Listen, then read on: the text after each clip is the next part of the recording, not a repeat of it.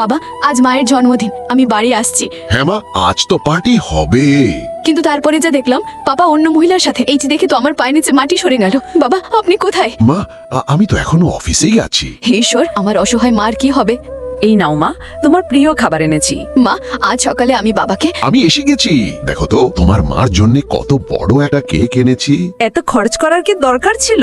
আরে, আমার প্রিয় স্ত্রীর জন্মদিন কি রোজ রোজ আসে নাকি? বধুরা, তখন মনে হলো হয়তো আমি বাড়াবাড়ি করে ভাবছি, কিন্তু তারপর মা, আমার সেই লকেটটা কোথায়? তোমার বাবা নিয়ে গিয়েছিল ঠিক করাতে। এরপর হঠাৎ একদিন দেখি এটা কার লিপস্টিক। হয়তো বাবা মাকে গিফট দিতে এনেছেন, তাই আমি ভাবলাম আজ রাতের ডিনারটা আমি বানাবো, যাতে বাবা মাকে উপহারটা দিতে পারেন। কিন্তু তারপর মা, আমাকে যেতে হবে। বাবা, অন্তত মাকে উপহারটা তো দিন। কেমন উপহার মা? আমি তো কিছুই আনিনি। তাহলে ওই লিপস্টিকটা কার ছিল? আমি জানি না, ছাড়ো আমাকে। ছেড়ে দাও মা। মা, দেখো বাবা আপনাকে ঠকাচ্ছেন। মা, আমি আগেই বুঝতে পেরেছি তোমার বাবা আমাকে ঠকাচ্ছে, কিন্তু তুই এটা শুনে কষ্ট পাবি তার জন্য আমি নাটক করছিলাম খুশি থাকার। মা, এবার চলো, এখন থেকে তুমি আমার সাথেই থাকবে। ওরে হারামজাদা, থাক তুই একাই থাক, আমি চললাম।